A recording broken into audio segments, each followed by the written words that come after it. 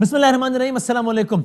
एक अहम पेशरफ्त आज हुई इस एतबार से कि किसी और ने नहीं बल्कि ख़ुद अफवाज पाकिस्तान के तर्जुमान ने तबसरा किया उन बातों पर या उन अफवाहों पर जो कि आप पिछले कुछ अरसे से तकरीबन रोज़ाना सुन रहे हैं कि कोई मामला हो रहा है, कोई बातचीत हो रही है, कोई डील हो रही है, इसके नतीजे में नवाज शरीफ वापस आ जाएंगे। और इसकी वजूहात ये थी कि ख़ुद मुस्लिम लीग नून के लोगों ने भी अपने बयानात से वाज़े तौर पर कभी डायरेक्टली कभी इनडायरेक्टली तासुर दिया कि नवाज शरीफ साहब की वापसी का मामला बन रहा है। यहाँ तक कि खुद इमरान खान साहब से कुछ इस तर्ज का, नॉट एग्जैक्टली इस तर्ज का बयान भी मंसूब हुआ कि जिससे ये तासुर मिलता हो कि उनको भी ये लगता है कि नवाज शरीफ साहब के केसेस ख़त्म होने का या वापस आने का कोई माहौल सा बन रहा है। तो इमरान खान साहब ने भी इस पर बाकायदा कॉमेंट भी किया। आज अफवाज पाकिस्तान के तर्जुमान ने इस सब पे तबसरा किया। पहले आप ये देखें, खुद पाकिस्तान मुस्लिम लीग नून के सीनियर रहनुमा अयाज सादिक साहब एब में वो कितने ज़्यादा कई हवालों से ऑप्टिमिस्टिक नज़र आ रहे थे नवाज शरीफ साहब की वतन वापसी के हवाले से। और इसके अलावा और भी बहुत सारे बयान हैं। जावेद लतीफ़ साहब ने बार बार नवाज शरीफ साहब के आने की तारीखें दी और ये भी अंडरस्टूड था कि अगर नवाज शरीफ वापस आएंगे तो ऐसे नहीं होगा कि मतलब अभी सारा मामला चल रहा है, नवाज शरीफ से एक दिन उठ के वापस आ जाए। यकीनन उस वक्त वापस आएंगे जब उनको कुछ यकीन दहानियाँ होंगी, जब उनको कुछ इत्मीनान होगा कि कुछ चीज़ें तय हो गई हैं, जब उनको पता होगा कि उन्होंने आके जेल नहीं जाना, या अगर आके जेल जाना है तो वो मतलब वक्ती तौर पे जाना है, तो ही वो वापस आएंगे। या फिर जिस तरह पीटीआई ने कहा कि भाई कि जनाब लंदन में उनके वीज़ा के हवाले से मुश्किलात हो रही है, इससे उनको आना पड़ जाएगा, इसलिए माहौल बना, ये सारी बातें हो रही थी। भारत एब्सोल्युटली बेसलेस हैं ये सारी बातें। ये कह रहे हैं कोई और नहीं बल्कि ख़ुद अफवाज पाकिस्तान के तर्जुमान। आपको याद है इससे पहले आसिफ ज़रदारी साहब ने भी अब से कुछ दिनों पहले बयान दिया था कि वो, और ज़ाहिर उन्होंने नाम नहीं लिया लेकिन इशारा एस्टेब्लिशमेंट की तरफ ही था, कि वो मुझसे अब कहते हैं कि किसी फार्मूले पे बात करें, तो मैं उनसे कहता हूं कि आपके फार्मूलाज ने तो सारा बेड़ा गर्क किया है, और पहले इसको घर भेजो फिर आगे बात करेंगे। तो उस वक्त ऑफिशियली नहीं लेकिन अनऑफिशियली सही एक सहाफ़ी के ज़रिए, अगर मुझे सही याद है तो अंसार अब्बासी साहब के ज़रिए ये एक खबर आई कि जनाब अस्करी ज़रा ये कहते हैं कि ज़रा फिर जरदारी साहब बता भी देना कि उनको ये किसने कहा है, ये उनसे किसने ये सारी बातचीत की है। तो इस पर बड़ा क्लियर है, इस पर मौक़िफ़ अभी सामने आ रहा है। बहरहाल आज हम इस पर बात करेंगे। एक और मौज़ूअ भी बड़ा इंपॉर्टेंट, उस पर बात करेंगे हम शो के अगले हिस्से में, कि इमरान खान साहब ने ये टास्क दिया है अटॉर्नी जनरल ऑफ पाकिस्तान को। और अटॉर्नी जनरल जो होता है वो आप जानते हैं कि चीफ लीगल एडवाइज़र होता है रियासत का। उनको ये टास्क दिया है कि वो नवाज शरीफ साहब के मामले को लेकर बाकायदा जाएं पाकिस्तान की अदालत में, लाहौर हाई कोर्ट में, उस अदालत में जाएं कि जिसने ही इजाज़त दी थी नवाज शरीफ साहब को बाहर जाने की, उससे अदालत में जाएं जहां पे शहबाज शरीफ साहब ने भी बयान हलफी जमा करवाया था कि मैं जिम्मेदारी लेता हूं नवाज शरीफ साहब की वापसी के हवाले से। ये बड़ा इंपॉर्टेंट इसलिए कि देखिए कोई और नहीं, खुद गवर्नमेंट का सरबरा यानी कि वज़ीर आज़म पाकिस्तान, चीफ लीगल एडवाइज़र यानी कि अटॉर्नी जनरल पाकिस्तान से कह रहा है कि पाकिस्तान की अदालत में जाएं। ये अब वो क्या इस्तिदा है ये हम आज जानेंगे, किसी और से नहीं बल्कि ख़ुद अटॉर्नी जनरल ऑफ पाकिस्तान से, कि इस पर हुकूमत इस्तिदा क्या करेगी और इस पर मुख्तलिफ रिएक्शंस क्या हो सकते हैं, अदालत के इस पर मुमकिन फ़ैसले क्या हो सकते हैं, इस सब पर हम बात करेंगे। लेकिन उससे पहले आप ज़रा ये भी देख लें, इकॉनमी की हम बहुत ज़्यादा बातचीत करते हैं, ये महंगाई है, ये आज अफवाज पाकिस्तान के तर्जुमान से इस हवाले से ही बात हुई और उन्होंने इस पर क्या जवाब दिया, ये सवाल जवाब भी ज़रा देखें जी। तो इकोनॉमी पे क्या करनी है फौज ने? पाक फौज भी अवाम से ही है। पाक फौज का एक सिपाही, एक अफसर भी उसी दुकान से जाके चीज खरीदता है जहाँ से बाकी अवाम खरीदती है। तो बिल्कुल एहसास है इस चीज का। उसके ऊपर जहाँ पे जिस फोरम पे जिस तरह की असिस्टेंस फौज की तरफ से दी जा सकती है वो ऑफर की जाती है, जो इनपुट दे सकते हैं वो भी देते हैं। अभी जरा हम आगाज करते हैं पाकिस्तान मुस्लिम लीग नून के वाइस प्रेसिडेंट PMLN के जनाब मियाँ जावेद लतीफ़ साहब, चूँकि जावेद लतीफ़ साहब के खुद के बहुत सारे बयान आते रहे नवाज शरीफ साहब की वापसी के हवाले से और ओहदे पर भी, जरा उनसे हम जानते हैं। जावेद लतीफ़, अस्सलाम वालेकुम। जी वालेकुम अस्सलाम। खैरियत से? आप ठीक ठाक हैं सर? जावेद साहब पहले तो ये बताएं, ये जो बयान दिया है आज अफवाज पाकिस्तान के तर्जुमान ने, आप इसको कैसे देखते हैं? यानी कि आप इसकी तायीद करते हैं उन्होंने बिल्कुल ठीक कहा है या गलत कहा है? मैं बदामी साहब इसकी बड़ी तारीफ करूंगा और ये पूरी पाकिस्तानी कौम की ख्वाहिश है कि खुदा करे ऐसा हो कि अदारे जो हैं अपनी आइनी हदूद में रहें, मुदाखलत ना करें, किसी को सपोर्ट ना करें, किसी की मुखालफत ना करें। ये बहुत अच्छी बात है। नहीं, उन्होंने तो ये भी कहा ना कि हमारी नवाज शरीफ साहब से कोई डील वील कोई बातचीत नहीं हो रही, सारी बातें गलत हैं। तो उन्होंने बिल्कुल ठीक कहा है। ये भी बात दुरुस्त है कि हम किसी तौर पर भी ये नहीं अच्छा जानते ना अच्छा समझते हैं, और ये बड़ा अच्छा हुआ कि उनकी तरफ से तरदीद आ गई, क्योंकि हम पिछले कई दिनों से ये कह रहे थे, मगर इमरान खान साहब जो आज के प्राइम मिनिस्टर हैं वो भी, और उनके शहजाद अकबर साहब और दीगर वुज़रा जब ये बात करते थे कि नवाज शरीफ के लिए राह हमवार की जा रही है, नवाज शरीफ के केसेस ख़त्म किए जा रहे हैं, जब वो ये बात करते थे शहजाद अकबर साहब के एक भारी इन्वेस्टमेंट की जा रही है नवाज शरीफ के केसेस ख़त्म करने के लिए, तो ये हम सवाल उठाते थे उस वक्त भी, आज भी वसीम बदामी साहब आपके तवज्जुह से ये बात कहना चाहते हैं जी जी कि हमें कोई बताए बकौल इमरान खान के कि वो राह हमवार कौन कर रहा था, और दूसरा हमें शहजाद अकबर ये बताएं कि वो भारी इन्वेस्टमेंट कहाँ की। सर मैं बताता हूँ, वो ये कहते हैं कि वो ये कहते हैं इसकी तशरीह में कि मुस्लिम लीग नून की तरफ से बहुत डेस्परेट अटेम्प्ट्स थी इस्टेब्लिशमेंट को राजी करने के लिए, इस्टेब्लिशमेंट राजी नहीं थी, इसलिए वो ये कहते हैं कि आज हम नून ये अफवाज पाकिस्तान के तर्जुमान के बयान से उनके मौक़िफ़ की तायीद हो गई है। आप लोग अपने बयानात के जरिए छुपे अल्फाज में तासुर देते थे कि आप लोगों की बातें बन रही हैं। मैं मिसाल देता हूँ, मसलन यहाँ सादिक साहब कह रहे हैं कुछ हो रहा है, बस आप मेरे चेहरे पे मुस्कुराहट देख रहे हैं ना, या मसलन मैं आपको आपके बयान का हवाला देता हूँ, आपने कहा जिन लोगों ने नवाज शरीफ के खिलाफ माहौल बनाया अब वही इस माहौल को सुधारेंगे। अब हम सब जानते हैं कि आप लोग कहते हैं कि एस्टेब्लिशमेंट ने उनके खिलाफ माहौल बनाया, और आपने ही कहा कि वही माहौल सही करेंगे, तो आप लोगों के बयान से तासुर मिलता था कि आप लोगों की बातचीत चल रही है एस्टेब्लिशमेंट से, ना कि पीटीआई के बयान से। अगर वसीम बदामी साहब मुझे जो कोट किया आपने, मैं उसकी जवाब दे देता हूँ। जी सर। मैं आपको ये कह रहा हूँ कि क्या माजी करीब में और माजी दूर में जी ये मदाखलत होती नहीं रही, और मुझे यह कहने की भी इजाजत दें कि शेख रशीद साहब जो चंद दिन पहले ये स्टेटमेंट दे रहे थे कि उनका हाथ हमारे सर पर है, जब वो ये कह रहे थे, उन्होंने कहा एस्टेब्लिशमेंट, सबकी ख्वाहिश होती है कि एस्टेब्लिशमेंट उनके सर पे हाथ रखे, एस्टेब्लिशमेंट का फैसला है कि वो मुंतखब हुकूमत के साथ खड़ी हो, ये इसमें बड़ा फर्क है उनका। अगर बदामी साहब, मैं जो आप कह रहे हैं इसको ले लेता हूँ, मैं ये कहता हूँ कि एस्टेब्लिशमेंट जो है एक अदारा है, एक काबिल एहतराम अदारा है पाकिस्तान का, मगर जो आइन में उनकी हदूदो क़यूद लिखी गई है, हमारी ख्वाहिश ये है कि किसी के साथ भी बशमूल मुस्लिम लीग नून के हमें उनका हाथ सर पे नहीं चाहिए। सर एस्टेब्लिशमेंट को मुंतखब हुकूमत के साथ तो खड़ा होना चाहिए ना, उनके फैसलों के ताबे तो होना चाहिए ना। अच्छा, फिर आप चाहे वो किसी की भी हो, आपकी हो तो आपके साथ, पीटीआई की तो उसके साथ। आप ठीक कह रहे हैं, आप ठीक कह रहे हैं, ये भी बात इससे तो आप एग्री करते हैं ना? बिल्कुल आप ठीक कह रहे हैं, मगर मुझे ये बता दें कि आज फैसल वाडा जो है वो एक प्रोग्राम में मेरे साथ थे, उन्होंने कहा कि ये एहसन इकबाल बड़ी बढ़ के बातें कर रहे हैं, ये वजीर थे, वजीर दाखिला थे, और रेंजर के सिपाही ने इनको रोक लिया था। मैंने बिल्कुल उनकी बात की तायीद की, मैंने कहा ये बात दुरुस्त आप कह रहे हैं, और आपके प्रोग्राम में भी ये कह रहा हूँ कि ये बात वो दुरुस्त कह रहे थे, रोका गया। मगर सवाल वही उठता है कि जो आपने कहा कि जो मुंतखब हुकूमत हो, अदारों को उनके साथ होना चाहिए, तो फिर मेरा सवाल आपसे ये है कि क्या उस वक्त अदारे हमारे साथ तावन इस तरह कर रहे थे जिस तरह आज की हुकूमत के साथ कर रहे हैं? ठीक है, सबके साथ होना चाहिए, और आप लोगों के मसाइल थे, बिल्कुल सही। लेकिन सर मेरा सवाल ये था कि आपने, मैं आपके इस बयान का हवाला दे रहा था कि आपने कहा कि जिन्होंने माहौल ख़राब किया नवाज शरीफ के खिलाफ वही माहौल हमवार कर रहे हैं, तो अगर वो कर रहे हैं तो उन्होंने तो तरदीद कर दी है, वो तो कह रहे हैं हम तो कोई बात ही नहीं कर रहे। अगर आप माहौल हमवार कर रहे होंगे आपके हक में, तो आपसे बातचीत के नतीजे में ही कर रहे होंगे ना, वैसे तो नहीं कर रहे होंगे। नहीं, आप जो बात कर रहे हैं वो उसके मायने आप और ले रहे हैं। मैं या पाकिस्तानी कौम जो समझ रहे हैं, हम ये कहते हैं कि जो उनकी आईनी हदूद है वो उसमें चले जाएं, हाथ जहां का है होना चाहिए वहीं चला जाए, हमें यही सपोर्ट है।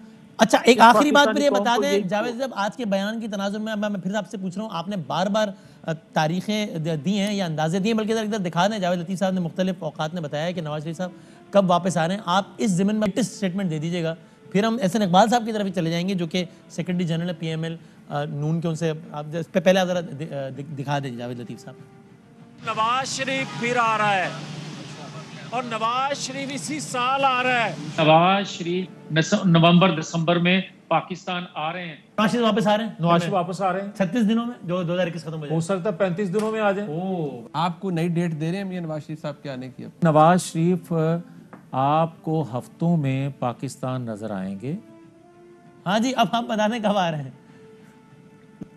मैं फिर वही कह रहा हूँ हाँ, कि नवाज शरीफ हफ्तों में पाकिस्तान आ रहे तो हैं। दिसंबर 2021 में आना था, तब तक क्यों नहीं आ सके? 21 में नहीं, ताखीर क्यों हो गई?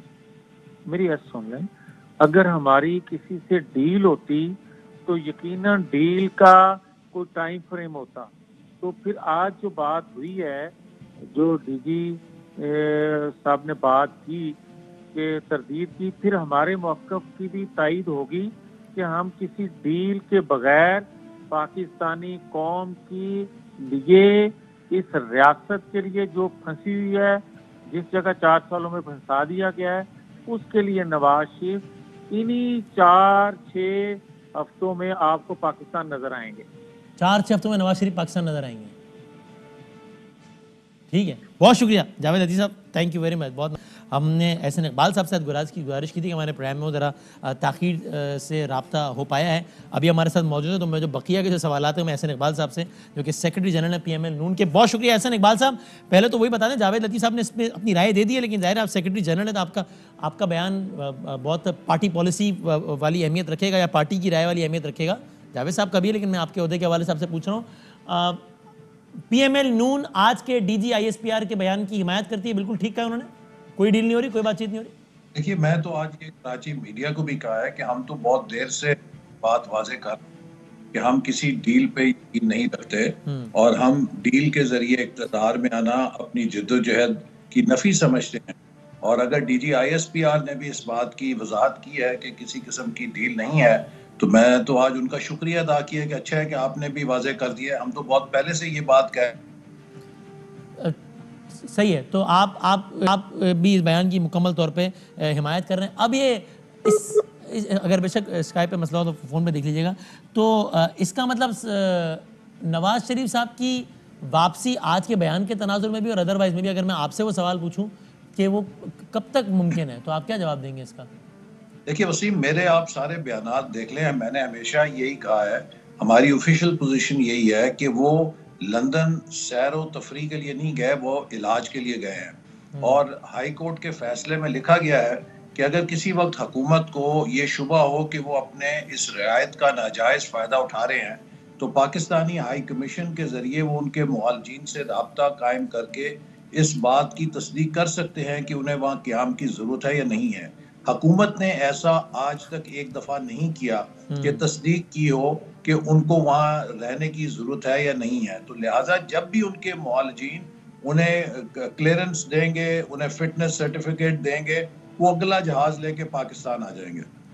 लेकिन जब उनके तर्जुमान मोहम्मद जुबैर साहब ये कहते हैं कि जो साल इमरान खान के जाने का है वही साल नवाज शरीफ के आने का है, तो इसका मतलब फिर नवाज शरीफ साहब की आमद सेहत से मशरूत तो ना हुई, जो आप कह रहे हैं? नहीं, ऐसी कोई बात नहीं है। देखिए, अगर नवाज शरीफ साहब ने किसी भी लिहाज से पाकिस्तान के कवानीन से फरार करना होता, तो जब उनकी एहलिया बिस्तर मर्ग पे थी, उनके लिए मुमकिन था कि वो वहाँ उसका बहाना बना के रुक जाते, लेकिन वो अपनी बीमार एहलिया को छोड़ के अपनी बेटी के साथ पाकिस्तान जेल जाने के लिए आ गए। तो ये किसी भी तरह गुमान करना कि वो कानून से फरार हासिल कर रहे हैं या उसका नाजायज़ फ़ायदा उठा रहे हैं, दुरुस्त नहीं है। असल बात यही है कि उनको उनके मुआलजीन की तरफ से जो ही इजाज़त मिलेगी वो पाकिस्तान आएंगे। और हमारी पार्टी का उनसे यही सिफारिश है कि आपकी ज़िंदगी बेहद अहम है और आप अपने इलाज और सेहत पर किसी किस्म का कोई कॉम्प्रोमाइज़ ना करें। उनके वापस आने का फ़ैसला हुकूमत के शोर और शराबे से या TV टॉक शो से नहीं होगा। उनकी वापसी उनकी सेहत से मशरूत है और हम सब दुआ करते हैं कि अल्लाह ताला उनको चल वापसी पे जो काफ़ी बात हो गई है, मैंने जावेद लतीफ़ साहब से भी की है, तो मैं आगे बढ़ते हुए आज आप एक इत्तेहादी जमात, हुकूमत की अहम इत्तेहादी जमात है मुत्तहिदा कौमी मूवमेंट, उससे आप मिलने गए, मिनी बजट के हवाले से बात हुई, आपको क्या इंप्रेशन मिला है? मुत्तहिदा कौमी मूवमेंट साथ दे रही है मिनी बजट पे गवर्नमेंट का, या आपको मुश्किल लगता है? देखिए, आज हम उनको यही बात उनसे करने गए थे कि वो भी एक मिडिल क्लास और गरीब वोटर्स की नुमाइंदगी का दावा करते हैं। तो ये मिनी बजट तो गरीब आवाम के लिए और मिडिल क्लास के लिए एक जहर की गोली है, एक बहुत ही भारी उनके ऊपर बोझ है जो डाला गया है। तो वो आपकी बात से हमारा इत्तेफाक फर्ज है करती कि नजर आई हम एमक्यूएम, या इसके इख्तिलाफ ऊपर किया उन्होंने इस बात से? जी आवाज उठाएं और उन्होंने इस बात जी जी जी एहसन इकबाल साहब पोस्ट करेंगे हमारे साथ। हम भी उनको हमने कहा है कि हम भी अमेंडमेंट्स दे रहे हैं और आप भी दें, हम सब मिलकर वो चीजें इससे निकलवाएं कि जिससे आम आदमी पे बहुत ज्यादा बोझ पड़ रहा है। और इसी तरह जो स्टेट बैंक है, स्टेट बैंक की खुद मुख्तारी के हवाले से भी हमने उनको सेंसिटाइज किया है कि कोई ऐसा वोट ना दें कि जिससे पाकिस्तान की माली खुद मुख्तारी हमेशा के लिए तो आपको ऐसे सब क्या इंप्रेशन मिला है इस बिल को इस हालत में, जिस हालत में अभी है, मंजूर हुआ है जिसमें, यानी टेबल हुआ है इसमें, उसमें एमक्यूएम गिनती में साथ दे रही है गवर्नमेंट का या नहीं? क्या कहा आपको? मैं समझता हूँ कि एमक्यूएम की जो लीडरशिप है, जो मेरा उन्होंने इस बात का इजहार भी किया है कि वो आज जो हमने उनको मारूजात दी हैं, जो हमने उनको ब्रीफिंग दी है, उसकी रोशनी में वो अपनी अमेंडमेंट्स जो हैं इस मिनी बिल के अंदर, जो मिनी बजट बिल है, इसमें वो मुतारिफ कराएंगे।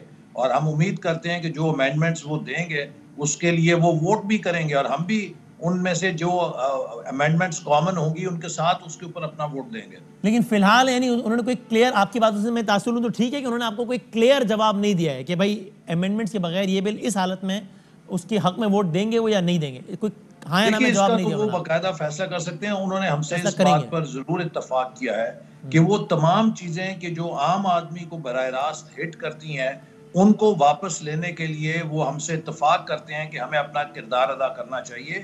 और वो तो सेनेट के अंदर भी सेनेट की फाइनेंस कमेटी में भी उसका शिकवार जायजा लेंगे। सही है। और हमें उम्मीद है कि वो जो अवाम के खिलाफ शिके हैं उन पर जरूर वोटिंग में हमारा साथ देंगे। उम्मीद है आपको। सही। और towards the end Hasan Iqbal साहब, वो ऑडियो आपकी नज़र से गुजरी मरियम, यानी आपकी समातों से गुजरी मरियम नवाज शरीफ साहिब और परवेज रशीद साहब की हालिया?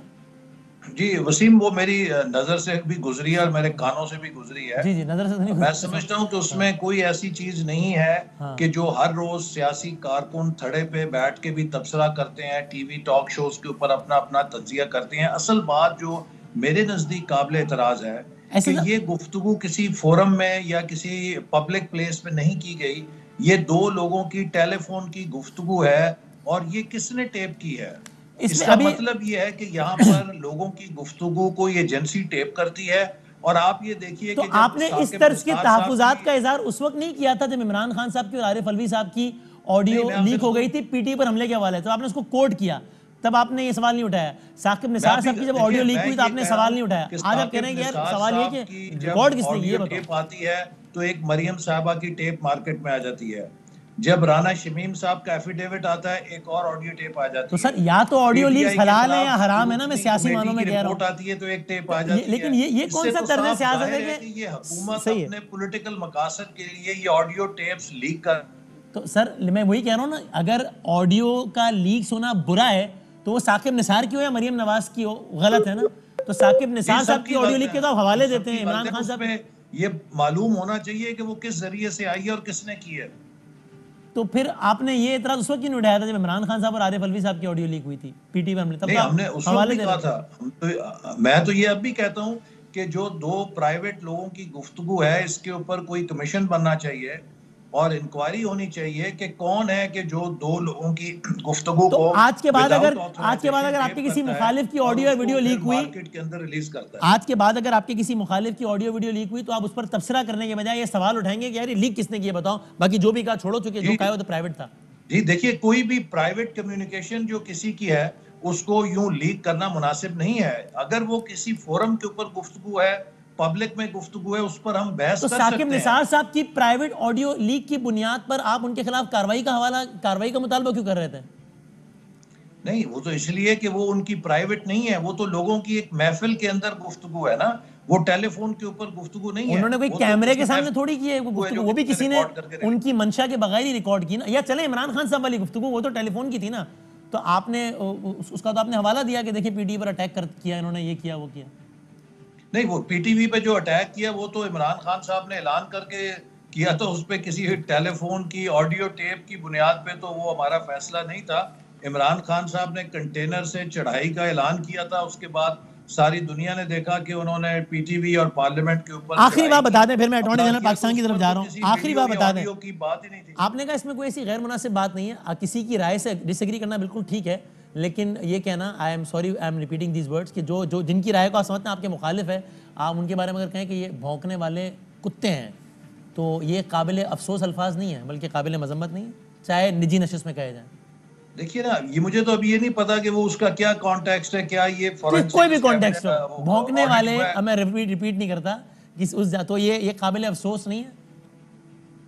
नहीं, मैं आपसे अर्ज कर रहा हूँ ना, मुझे तो अभी इसकी फॉरेंसिक ऑडिट की भी रिपोर्ट का नहीं पता कि ये जेन्युइन है नहीं है। मैं तो एक जनरल बात कर रहा हूँ। अगर ये जेन्युइन है, वैसे ये जेन्युइन है, मैं इसमें नहीं जाता डिटेल में, अभी वक्त कम है। मोहल्लों में बैठ के करते हैं कि कौन क्या बोल रहा है, कोई मुझे बुरा कह रहा होगा, कोई आपको बुरा कह रहा होगा, हर रोज हर गली मोहल्ले में, हर थड़े में, तो हर आप इन अल्फाज को कंडेम करना नहीं चाहेंगे, तबसरे करते हैं, तो इसमें कोई ऐसी बात तो नहीं की गई किसी के हवाले से। आप इन अल्फाज को कंडेम करना नहीं चाहेंगे, आप नहीं समझते ये अल्फाज ऐसे हैं कि मजम्मत की जाए? अगर ये फॉरेंसिक ऑडिट हो तो फिर उसके बाद मैं सोचूंगा। इस हालत में तो एक लम्हे को अगर मान ले कि जेन्युइन है, कैसे तबसरा कर सकते, एक लम्हे को अगर मान ले कि जेन्युइन है, तो फिर आप काबिल मजम्मत समझते हैं? नहीं, मैं प्रिजम्पटिव बात क्यों करूं, इसका फॉरेंसिक। बहुत शुक्रिया जनरल, लाइन में डिस्कनेक्ट, बहुत शुक्रिया एहसन इकबाल, उनके सेक्रेटरी जनरल से बात। ब्रेक लेते हैं, अटॉर्नी जनरल ऑफ पाकिस्तान हमारे साथ होंगे ब्रेक के बाद।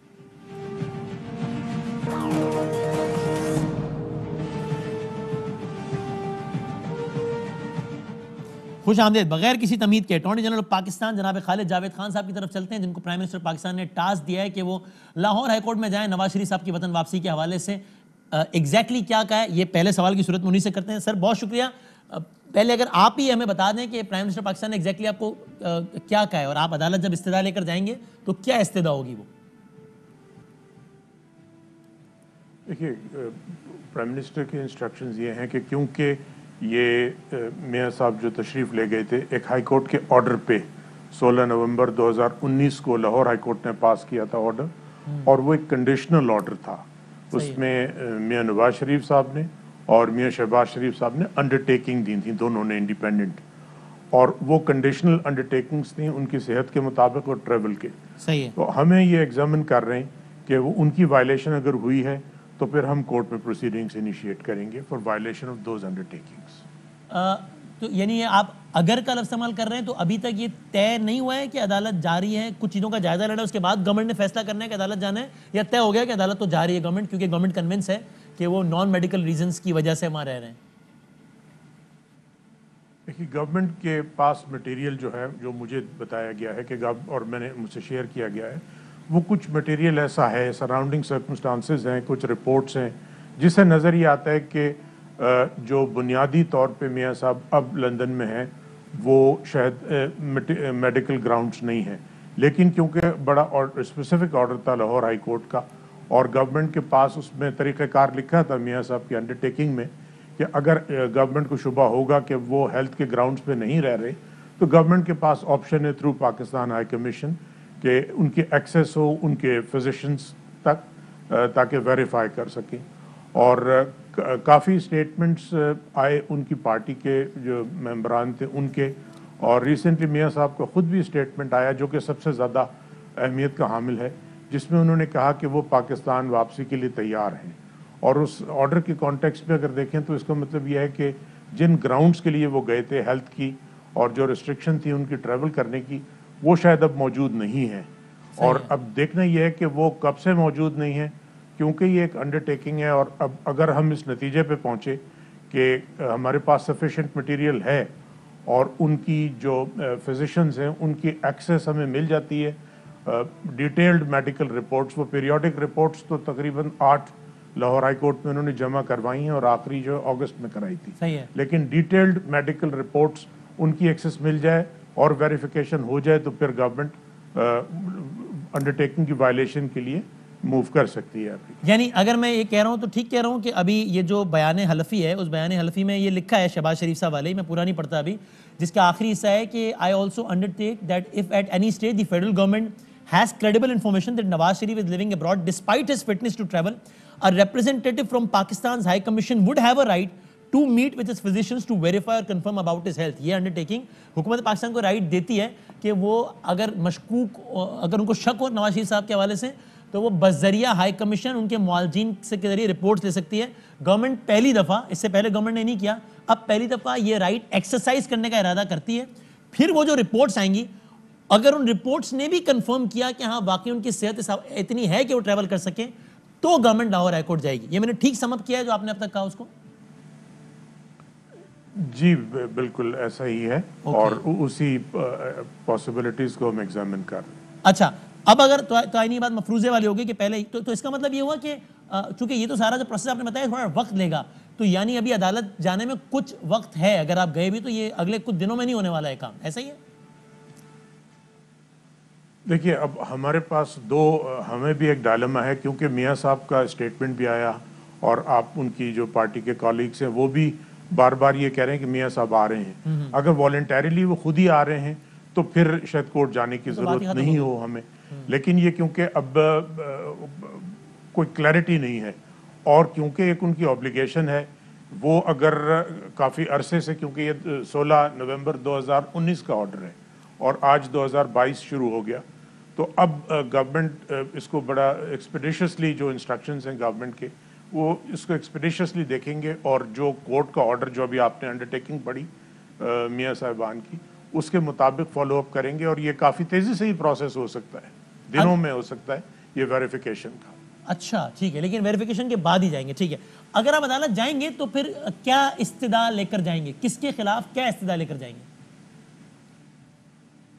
देखिए, अगर जो मैकेनिज्म आपने भी पढ़ के बताया, अगर उसके नतीजे में वेरिफिकेशन होती है, सही है, और गवर्नमेंट इस नतीजे पे पहुंचती है कि मियाँ साहब जो हैं वो अपनी अंडरटेकिंग की वायलेशन में उनकी सेहत इजाज़त देती है ट्रैवल करने की, वो नहीं कर रहे हैं, तो फिर अंडरटेकिंग की वायलेशन, क्योंकि ये सिर्फ एक गारंटोर मियाँ शहबाज शरीफ नहीं थे, उनकी भी अंडरटेकिंग थी, तो दोनों मियाँ साहबान की अंडरटेकिंग, वो फिर अगर ये इस्टेब्लिश हो जाता है कि वायलेट हुई है, तो ये कंटेम्प्ट की प्रोसीडिंग्स भी हो सकती हैं हाई कोर्ट में। तो हुकूमत ये इस्तिदा करेगी अदालत से, अगर अगेन वो सारे मराइज आपने बताया कि अगर कंफर्म हो गया कि वो फिट टू ट्रैवल हैं फिर भी नहीं आ रहे हैं, तो हुकूमत ये इस्तिदा करेगी अदालत से कि शहबाज शरीफ साहब गारंटोर नहीं थे, बल्कि उन्होंने बयान हलफी दिया है और ये गलत बयानी हो गई है और जो कि अदालत से की गई है, इसलिए शहबाज शरीफ साहब के खिलाफ तौहीन अदालत की कार्रवाई की जाए, ऐसा ही है?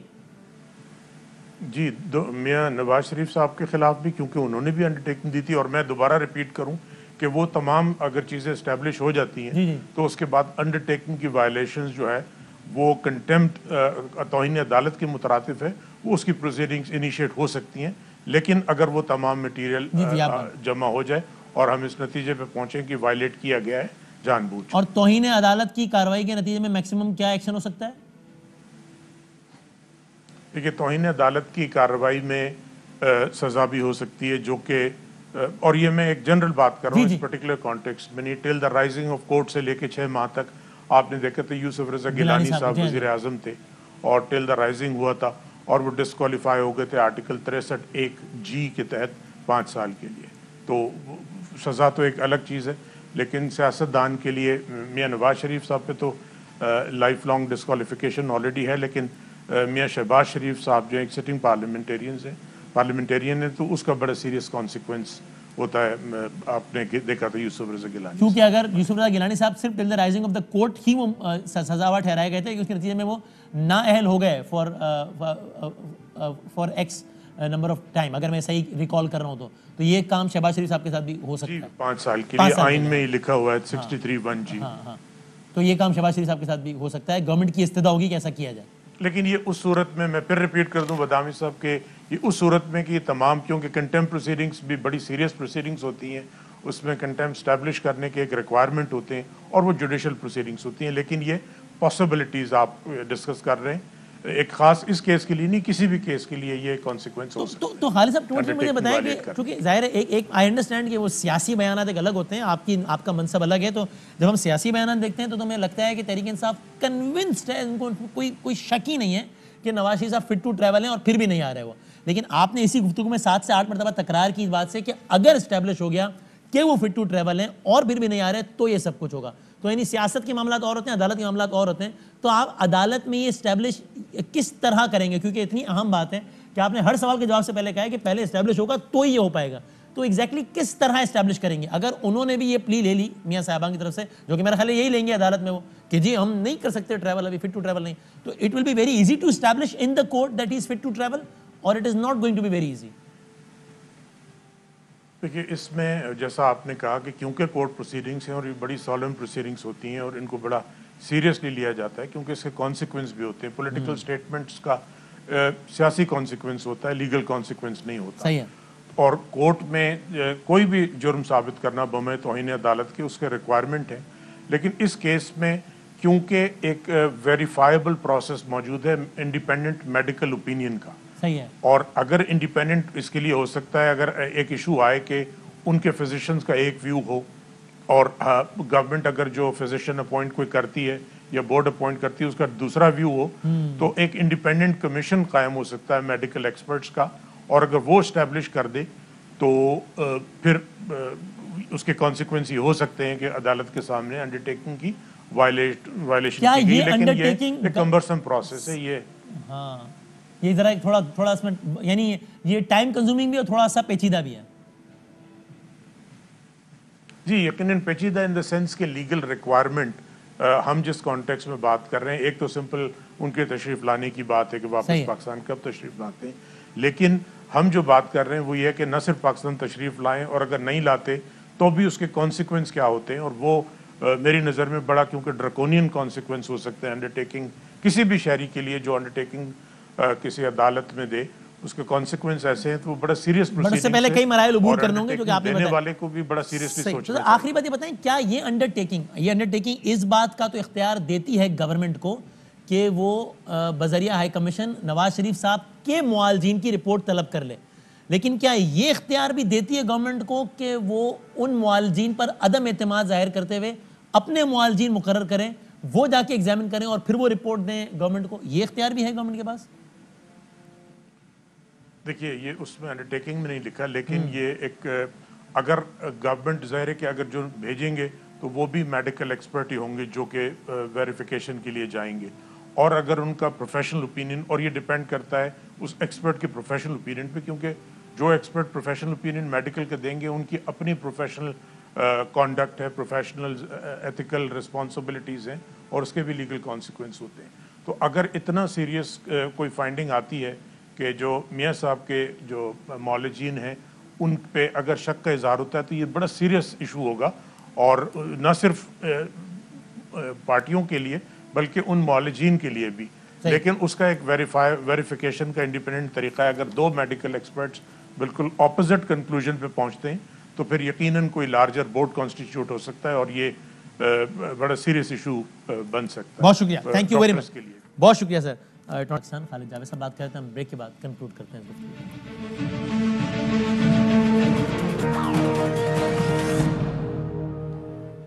खुलासा कलाम यह है कि अटॉर्नी जनरल ऑफ पाकिस्तान की गुफ्तगू के नतीजे में ये अखज़ करना कतई तौर पे मुश्किल नहीं है कि नवाज शरीफ साहब को वतन वापस लाना बज़रिया अदालत या किसी भी और ज़रिए से, ये तो आसान नहीं है, आसानी से मुमकिन, ये बहुत ही लंबा प्रोसेस है जो कि नामुमकिन के करीब करीब है, बल्कि ये भी अभी बहुत ही एक पेचीदा प्रोसेस के बाद ये अटॉर्नी जनरल साहब की गुफ्तगू से ये तज्जिया किया जा सकता है कि गवर्नमेंट ने जो फैसला किया है कि वो अदालत में जाएगी शहबाज शरीफ साहब के खिलाफ, कि उनके खिलाफ कार्रवाई की जाए, क्योंकि उन्होंने एक गलत बयान हलफी दिया नवाज शरीफ साहब के हवाले से।